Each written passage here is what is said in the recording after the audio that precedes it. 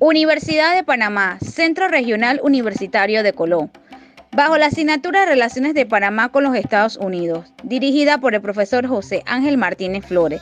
Mi nombre es Jennifer Escobar, con cédula de identidad personal 3-718-2351.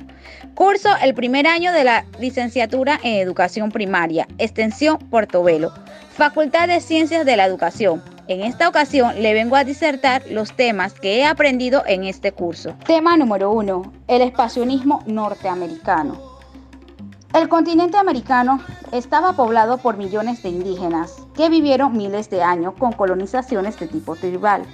En el año 1776 estalla la Guerra de la Independencia y el 4 de junio el Segundo Congreso Continental declara la independencia de los Estados Unidos de América.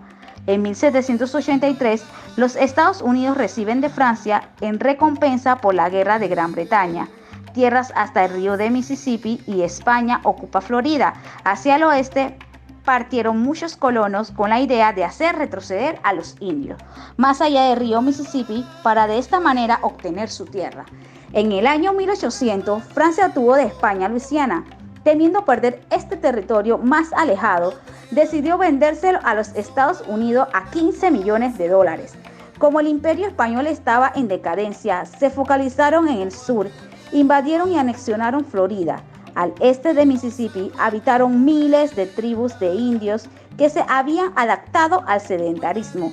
Quitarle las tierras y empujar a los indios hacia el oeste de Mississippi, muchos de ellos murieron en esta travesía. En México, Texas estaba poblado por norteamericanos. Decide declarar su independencia. Guerra contra México en 1835. Después de una guerra se crea la República de Texas y en 1845 se anexa a los Estados Unidos. Los norteamericanos ven la oportunidad de anexionar Nuevo México y a California, donde se ha encontrado oro que atrae cientos de miles de aventureros. Orígenes como atravesar los Estados Unidos era peligroso. Fondos privados intervienen en la construcción de un ferrocarril en Panamá. Para acelerar la conquista del oeste, el gobierno financia la construcción de líneas férreas transcontinentales. Esta presión territorial sobre los indios provocó confinamiento de los indios que sobrevivieron al genocidio en reserva. Por otro lado, el desarrollo de la industria provocó una ola migratoria de europeos pobres que veían en América una tierra de oportunidades y trabajo, pero el gurú económico solo beneficiaba a una minoría. Una élite de industriales enriqueció rápidamente a expensas de campesinos y obreros que trabajaban explotando a los trabajadores en condiciones miserables, estableciendo monopolio, concentración de la riqueza en sectores como el acero, ferrocarril, petróleo y los bancos. En este contexto surgieron huelgas y protestas exigiendo mejores condiciones, pero fueron reprimidas fuertemente. Hicieron represión a los trabajadores por la Guardia Nacional, las milicias privadas contratadas por la élite. En el puerto de La Habana sirve de excusa para que le declaren la guerra a España. Los norteamericanos ganan la guerra, obtienen la independencia de Cuba y se apoderan de Puerto Rico, Guam y las Filipinas. A principios del siglo XX, Estados Unidos ha sido una potencia colonial y imperialista. La conclusión es que los Estados Unidos siempre ha querido tener poder y también le gusta llevar a cabo intervenciones militares. Como segundo punto, la doctrina Monroe. La declaración del presidente Monroe del 2 de diciembre de 1823 contenía 3 principios fundamentales: la no colonización, las 2 esferas de influencia y la no intervención. Cada uno de los 3 tiene un propósito y un origen específico. La postulación de Monroe buscaba salvaguardar los intereses de Estados Unidos en el Nuevo Mundo. El propósito de la doctrina Monroe. Los 3 principios fueron fundamentales, pero del que más se habla es de la no intervención, ya que varios expertos de la materia señalan que fue el que salvó a los países hispanoamericanos de caer en las garras de la Santa Alianza. Sin embargo, ya para cuando el presidente Monroe daba a conocer su declaración, ponía sobre la mesa que no tenía intención alguna de recuperar las antiguas colonias que pertenecían a España. Lo real es que para cuando salió la doctrina Monroe no había amenazas ya, y de haberlas, Estados Unidos se habría convertido en un héroe para toda Latinoamérica. La no colonización. El secretario John Quincy empezó a trabajar en esta idea mucho antes de 1823, en donde quería dejar a los países europeos fuera del territorio americano. Para sorpresa de todos, en 1831 se dio a conocer a quien iba dirigida este principio de la no colonización. Y resulta ser que no iba dirigido solamente a Rusia, sino que iba dirigida también a Gran Bretaña, que en un principio no estaba de acuerdo que los rusos tuvieran derechos de este territorio en Norteamérica. Las dos esferas de influencia. Este principio fue tan importante como el de la no colonización, ya que es la separación del Nuevo Mundo con respecto a Europa. Se trata de una tesis aislacionista y puede ubicarse para el año 1686, cuando Estados Unidos era parte del Imperio inglés, en el Tratado Anglo-Francés de Wittenhall, en donde decía que una guerra en el Nuevo Mundo no tendría lugar en Europa y viceversa. La no intervención a raíz de la invasión francesa a España, el presidente Monroe escribió una carta al expresidente Jefferson en donde básicamente decía que le preocupaba la situación que estaba pasando en Europa, pero que no tenía intención alguna de intervenir, con el fin de que estas guerras no se llevaran a cabo en territorio americano. De igual forma, sería con Inglaterra, pero el canciller George Canning tenía la sospecha de que Estados Unidos aprovecharía esta situación para conquistar más territorio en América. Se trató de firmar un tratado, pero el ministro Rush tomó la decisión de consultarlo primero con expresidentes. El primero en responder fue Monroe, que señaló que tenía que proponer dos cosas: que Estados Unidos no se metería en asuntos europeos y que nunca se permitiría la intervención de Europa en los asuntos americanos.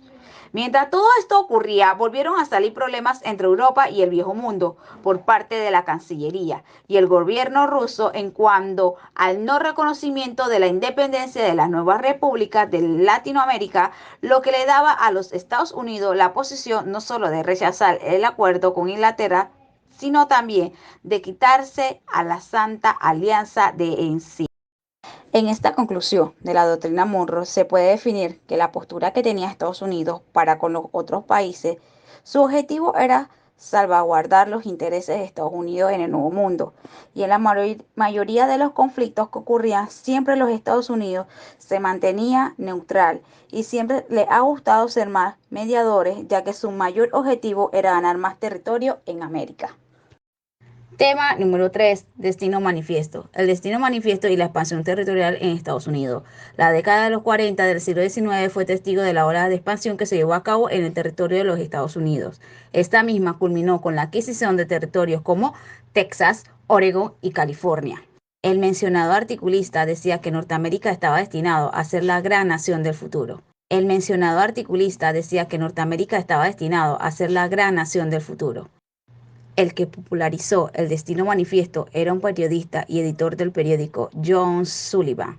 Los Estados Unidos estaban destinados a llevar la civilización y el progreso a los pueblos incivilizados. Aquel decía que los Estados Unidos no tenían recuerdo de batallas campales como otros países, sino que su gloria se basaba en la defensa de la humanidad, de las naciones oprimidas por el derecho individual y a decidir. La República de Texas y el destino manifiesto. Según el historiador Arthur Lynn, dos hechos que impulsó a la nación a ir a Texas. Primero, el Congreso norteamericano aprobó una ley en el año 1820 que requería el pago efectivo de 1.25 del acre de tierra pública. Previamente, estas tierras se vendieron a crédito debido a las crisis de 1819. Segundo, México estimuló el establecimiento de los norteamericanos en tierras texanas durante la década del 20.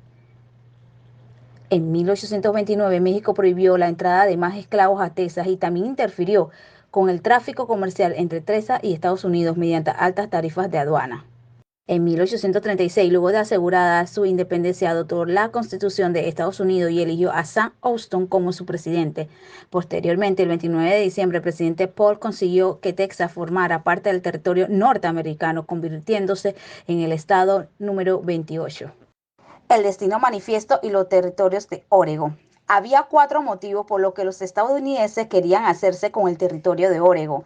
El primero era el magnífico clima y los excelentes recursos naturales. El segundo, las extraordinarias posibilidades portuarias. El tercero, el espléndido comercio con el oriente. Y cuarto, convertir a los nativos de la zona. El destino manifiesto y el interés de California. En 1835, el gobierno del presidente Jackson comenzó a exigir a México que le vendieran las tierras de California, a causa que el capitán John Fremont, quien causó serios problemas en México tras marchar con tropas armadas al territorio de California, obligó a Washington a tomar la provincia por la fuerza, contrario a lo que había sucedido con Texas. Y el tratado del 2 de febrero de 1848 completó la anexión a California. El destino manifiesto y Centroamérica. Más allá de la frontera mexicana, cuando se firmó un acuerdo con una Nueva Granada, en 1846, en donde se garantizaba la soberanía neogranadina sobre el Istmo de Panamá y adquirían la responsabilidad de garantizar el libre tránsito por esta región. En la década del 50 se construyó un ferrocarril en nuestro istmo por parte de los Estados Unidos. El destino manifiesto y los intereses norteamericanos en el Caribe. Todo esto se remonta a la época en que Cuba pertenecía a España. Los aventureros del sur de Estados Unidos siempre buscaban tierras con las que hacerse y expandirse en su momento. Estados Unidos llegó a ofrecerle a España un total de 100 millones por la isla de Cuba, siendo rechazada de inmediato. Debido a este fracaso se buscó la negociación por la vía pacífica, donde se le ofrecieron 125 millones, propuesta rechazada por España. No iba a ser hasta finales del siglo XIX en que Estados Unidos por fin derrotó a España, tomando posesión de Hawái, Filipinas, Guam y Puerto Rico. También tuvo control de la isla de Cuba mediante la enmienda Pla. En Panamá, mediante el Tratado Hart-Bonay-Varilla de 1903, obtuvo el derecho de culminar el Canal de Panamá. Para mi conclusión, el destino manifiesto puede tener conocimiento en cuanto a las razones por las cuales los Estados Unidos de Norteamérica poseen múltiples territorios. Es evidente la idea de la expansión, que fue movida porque ellos querían tener mayor dominio, y esto fue promovido por la doctrina del destino manifiesto. Los Estados Unidos estaban destinados a llevar la civilización y el progreso a los pueblos incivilizados. Tema número 4. La política del gran garrote y la del buen vecino. La política del gran garrote o biestec es el nombre que se conoce a una tendencia en las relaciones diplomáticas estadounidenses del principio del siglo XX. Señala el inicio del imperialismo estadounidense y de su actuación como potencia mundial. La política del buen vecino fue una doctrina presentada por el presidente Franklin Roosevelt de los Estados Unidos de Norteamérica el 4 de marzo de 1933. Usaban la propuesta de Theodore Roosevelt, solo que rechazó la acción unilateral imperialista y la intervención en los asuntos de otros países ya soberanos, ya que ante la situación de crisis económica mundial procuró un acercamiento en la región a fin de incrementar los lazos comerciales. Comprendía la renuncia a la intervención armada, pero conservaba el derecho de proteger a sus ciudadanos en el exterior. En la conclusión, esta política del buen vecino significa que un buen vecino o el prójimo es alguien que siempre va a estar ahí cuando lo necesita, en las buenas y en las malas. Está dispuesto a ayudar. Esto quiere decir que tenemos que generar la confianza entre vecinos y así procurar por su bienestar, pero respetando su propiedad y su privacidad. Y sobre todo, siempre tenemos que tener empatía el uno con el otro. Tema número 5. La fiebre del oro en California y el ferrocarril de Panamá. Descubrimiento de las minas de oro de California. El 24 de enero de 1848, en Sutter Mill, el rancho del general Sutter en Coloma, en las cercanías del río Americano, el capataz James Marshall y sus hombres construían un molino de harina. Cuando encontraron pepitas de oro, al saber del descubrimiento, Sutter quiso mantener la noticia en secreto, pues temía que sus planes de crear un imperio agrícola se vinieran abajo. Si había una inmigración en masa en busca del oro. Sin embargo, los rumores se esparcieron rápidamente y el 15 de marzo siguiente, el periódico de The Californian publicó la noticia. El periodista que la firmaba, Samuel Brannan, inmediatamente puso una tienda de suministro para los cazafortunas que llegaría. Brannan corrió por las calles de San Francisco con un frasco lleno de oro y gritando: oro, oro, oro en el río americano. La fiebre del oro también tuvo otros efectos. Los aborígenes de la región fueron atacados y expulsados de sus tierras tradicionales. Importante fue también el impacto ambiental que la minera produjo. La construcción del ferrocarril de Panamá. El principal incentivo para la construcción de la línea del ferrocarril fue el gran aumento de tráfico de California debido a la fiebre del oro de 1849. La construcción del ferrocarril de Panamá se inició en 1850 y el primer tren de pasajeros recorrió más de la longitud total, el 28 de enero de 1855. Debido a la inseguridad del camino de cruces y el cauce del río Chagre para los traslados de mercancía, se hacía necesaria la construcción de un ferrocarril transísmico que trasladara mayor mercancía hacia y desde Panamá. Con la construcción del ferrocarril, la población radicada en Panamá aumentó con inmigrantes del Caribe, chinos, norteamericanos, negros y entre otros. Conclusión de la mina de oro de California es que fue un fenómeno social y que provocó el desplazamiento de muchas personas. Aunque también causó daño para el ambiente, fueron afectados los aborígenes. Esto de la fiebre del oro de California trajo consigo la estrategia de hacer una vía férrea para poder transportar y hacer menos corto el camino, y esto conllevó una verdadera hazaña en la ingeniería, pero esto trajo consigo muchos beneficios para la sociedad. Tema número 6. Rivalidades anglosajonas por el control de la América Central. Las rivalidades entre Estados Unidos y Gran Bretaña por el control de América Central, en la medida que Estados Unidos se fue consolidando como una gran potencia, fue ampliando su área de influencia más allá de las fronteras. Una de las regiones donde puso su interés fue en Centroamérica, donde había la posibilidad de construir un canal interoceánico. Todo esto conllevó a una disputa entre Estados Unidos y Gran Bretaña. El Tratado Clayton-Bulwer de 1850. Desde la segunda mitad del siglo XIX, los Estados Unidos y Gran Bretaña venían disputándose el territorio de Centroamérica. Mediante este tratado, ambos acordaron en que no invadirían Nicaragua, tampoco que tendrían ningún tipo de dominio sobre América Central, y no se valdría de ninguna alianza por parte de ninguno de los dos países, con el fin de crear el canal interoceánico.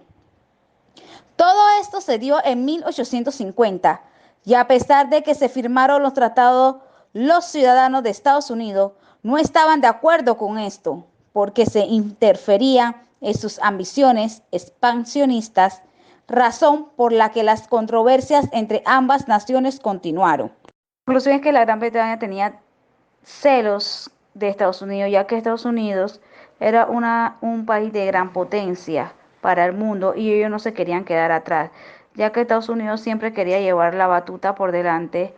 Aun cuando se firmó el Tratado Clayton, todavía había aspereza entre ambos países. Tema número 7. Construcción del canal francés y estadounidense. En la era del siglo XIX, el mundo necesitaba un canal interoceánico por el cual el hombre trata de dividir el mundo en dos, pero en el camino se encontraron con grandes desafíos por causa de la naturaleza. Francia y Estados Unidos se debaten en una competencia implacable para ver quién es el que se gana el territorio para construir el canal, pero esto conlleva la muerte de muchas personas en el trayecto. Los primeros que fueron los que se interesaron por construir el canal de Panamá fueron los franceses. El diplomático Ferdinand de Lesseps, él ya había logrado construir el canal de Suecia y ahora su objetivo era construir un canal en el Océano Atlántico con el Pacífico en Panamá. Pero dicho proyecto ha causado interés en Estados Unidos porque entre estos países el que dominara la construcción del canal con el paso del Caribe y el Pacífico se convertiría en la nación más poderosa del mundo.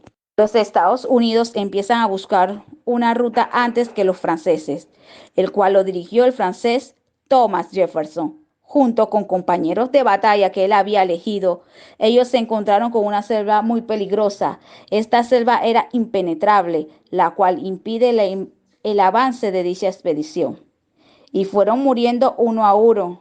Luego, Jefferson, él se dirige a dar un informe en Washington para así convencer a los americanos para que buscaran otra ruta alterna. Los franceses, al ver que los Estados Unidos que fracasaron, ahora Ferdinand de Lesseps convoca a Lucien Weiss. Él era un ingeniero naval, el cual era sobrino nieto de Napoleón Bonaparte, el cual él quería dejar un legado, ya que él quiere formar parte de la historia.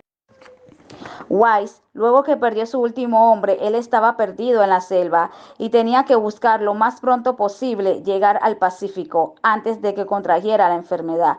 Luego que encontrar el Océano Pacífico, Lucien Weiss logra el apoyo internacional para la construcción de un canal en Panamá. Ellos necesitan excavar y para ello necesitarían miles de trabajadores. En el año 1881 llegan más de 2.000 empleados. Algunos vienen de Jamaica y otros de Nueva Orleans. En el año 1862 hubo terremotos, se cayeron casas y varias estructuras fueron afectadas. Varios empleados murieron. Pero los hombres que trabajaban para este proyecto tienen miedo ya que algunos empleados estaban muriendo y no se sabe cómo se produce ni cómo se contagia. Algunos decían que era el vapor de la tierra y muchos de ellos se fueron y a los que se quedaban les decían que iban a pagar el doble de lo que ganaban. Pero los trabajadores dudan del liderazgo del ICE y convocan al ingeniero Jules Dingles. Él era un experto constructor de puentes y caminos. Jules Dingles pierde el descontrol financiero por fraude, estafa que se hacía, pero hubo algo peor. Su hija, su nuero, el hijo y su esposa murieron por la fiebre amarilla. La época de lluvia llega trayendo consigo desastres con crecidas de río, causas de la lluvia y los daños materiales son costosos y la muerte de más trabajadores, lo que causa que Dingles renuncie. Pero Lizzie contrata a el ingeniero Philip Bruno Varilla, es el nuevo director general. Otra tormenta tropical causa aún más daño y muertes en la obra. Ellos abandonan la idea de hacer un canal a nivel y se decide hacer un canal con esclusas. En Francia, se queda sin dinero para seguir con la obra. Él decide vender boletos para seguir con la obra, pero hubo un mal manejo y quedaron en bancarrota, el cual golpeó a todos los franceses y fueron condenados a prisión. El único que fue a prisión fue el hijo de Lesseps. Su padre sí no fue a prisión por la edad que tenía. El ingeniero Varilla, el objetivo de él es que los norteamericanos compren la empresa francesa para recuperar la inversión que él invirtió. Luego de varios acontecimientos, Varilla otorga el gran acuerdo y se pone en ser el representante de Panamá. Y se hizo el tratado y Varilla recupera así su dinero. El doctor Gorga es contratado para que investigue de dónde proviene la enfermedad de la fiebre amarilla y la malaria antes de que lleguen los nuevos trabajadores. Él afirmaba que la enfermedad la ocasionaba un mosquito y necesitaba recursos para que no ocurriera lo que pasó con los franceses. Pero los miembros de la comisión no les creían. El doctor no tenía recursos y empiezan a llegar los nuevos empleados. Roosevelt, en su desesperación, contrata a otro ingeniero, John Stephen. Él encontró a los empleados viviendo y durmiendo mal, comiendo mal y siguen expuestos a enfermedades y toma una decisión sorprendente y replantea los trabajos. Se reúne con el doctor Gorga y le da todo el apoyo al doctor y se inicia una campaña de limpieza, pavimento las calles, hizo acueducto, fumigación y se crearon hospitales y construyeron las dos grandes potabilizadoras y canalizó las aguas. Las técnicas lograron erradicar las muertes en el año 11 de noviembre de 1905, así mejorando la vida de sus empleados. Gracias a la contribución de la ciencia, el canal no hubiera sido posible. El ingeniero Steven renuncia y el presidente Roosevelt ahora tiene otro desafío y contrata al coronel George Washington. Era un ingeniero de carácter y pone autoridad y los empleados son exigidos al máximo. Muchos empleados murieron por las explosiones de las obras, ya que los empleados no sabían utilizar las dinamitas. Se construyó dos esclusas gigantescas de 6 y en 1909 el presidente Roosevelt termina su mandato. El coronel hizo un gran lago en la parte más larga de la montaña y así pudo lograr su objetivo. Se pudo terminar la gran obra. Aún después hubo un gran tsunami y terremoto, pero las obras de las estructuras no sufrieron ningún tipo de daño. El 15 de agosto de 1914 se inauguró el Canal de Panamá y la Draga Ancón fue el primer barco por pasar por el Canal de Panamá. Conclusión. que no siempre es bueno la avaricia, que tenemos que tener empatía con las demás personas, que todo no es el dinero y que debieron considerar las muertes de las demás personas. Incluso hasta las personas que eran adineradas llegaron a morir y a perder absolutamente a toda su familia. Tema número 8. Los misterios de la historia del general Victoriano Lorenzo. En 1899 y 1902 se desata la Guerra de los Mil Días entre liberales y conservadores, que convirtió a Colombia y a Panamá en un sangriento campo de batalla. Victoriano Lorenzo, humilde líder liberal, nacido en Coclé, era famoso por haber matado a un explotador y pasó 9 años en la cárcel, y porque siempre había luchado contra las injusticias de los conservadores. En 1900, luego de la derrota de los liberales en la batalla de Caledonia, Victoriano se vuelve guerrillero en Penonomé, donde derrota y expulsa a los conservadores. En 1901 lo nombran general de división con 34 años de edad.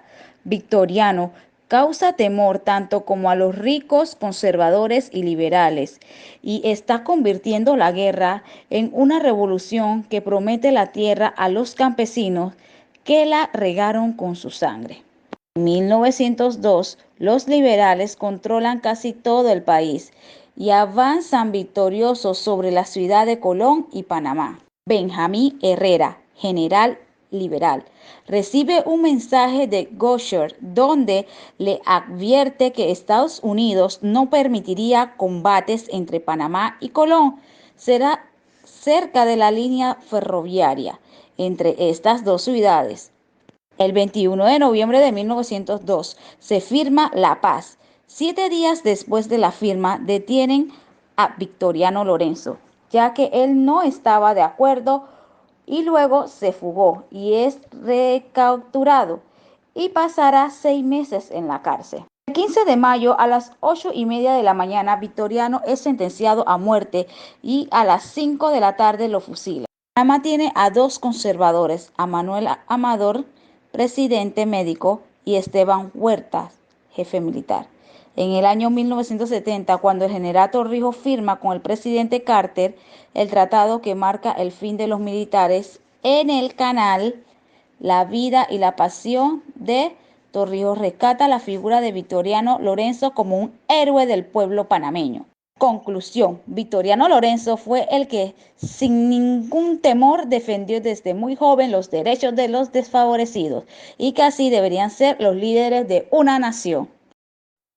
En el país de Colombia vive la Guerra de los Mil Días, afectando así las relaciones entre ambos países. Se vuelven muy bruscas, ya que Roosevelt manda tropas al país de Colombia. Después del incidente diplomático, no quiere tener ningún trato con Estados Unidos, aunque hayan retirado sus tropas. El doctor Manuel Amador Guerrero es un reconocido médico que nació en Colombia, pero siempre se consideró un panameño. Él lidera el equipo de independencia y los rebeldes son pocos, y decide viajar a los Estados Unidos para buscar dinero y apoyo militar, y se reúne con Varilla para que le ayude. Él quiere causar una revolución porque querían una separación, pero lo que quería Varilla en Panamá, causando una ofensa de que un francés quisiera ser un representante de Panamá, siendo él un francés, y que habían de tener el apoyo militar y económico para el país. La esposa de Amador Guerrero da la idea de que los generales fueran capturados y ponen en juego sus destinos, poniendo presos a los generales, y Roosevelt se pone en marcha con los militares. Pero los soldados militares de Colombia aceptaron el dinero para retirarse del país, y así nos separamos de Colombia. Tema número 9. La verdadera historia de la separación en 1903. El historiador Carlos Gasteosoro ha señalado respecto a los acontecimientos de 1903, las cuales existen tres variantes interpretativas: la leyenda dorada, la leyenda negra y la versión eléctrica. La historia nos dice de Panamá de Colombia que fue el resultado de una rebelión provocada por la opresión colombiana, en donde para ese tiempo sucedieron delitos contra el orden público y la hostilidad contra los próceres del Estado. Esto quiere decir que Panamá pedía que se diera un protectorado, y se refería a la relación que se establece entre dos estados soberanos por medio de un tratado. La leyenda dorada de la historia panameña suele omitir que lo verdaderamente decisivo del 3 de noviembre fue el arribo de una poderosa flotilla de guerra norteamericana que aseguró nuestra independencia. Estados Unidos quería que Panamá formara parte de él y que Panamá no fuera un país independiente, o sea que quería conspirar para apoderarse de Panamá. Ya que Panamá era el único país que chocaba entre dos océanos, en el Océano Atlántico y el Océano Pacífico, y ellos estaban interesados porque ahí podía hacer unas rutas interoceánicas. Como podemos mencionar que el Canal de Panamá y el ferrocarril, que trajo un gran beneficio para el país. Se dice que los conspiradores panameños tenían una relación con las empresas norteamericanas, lo contrario de lo que se suele decir en la historia oficial panameña.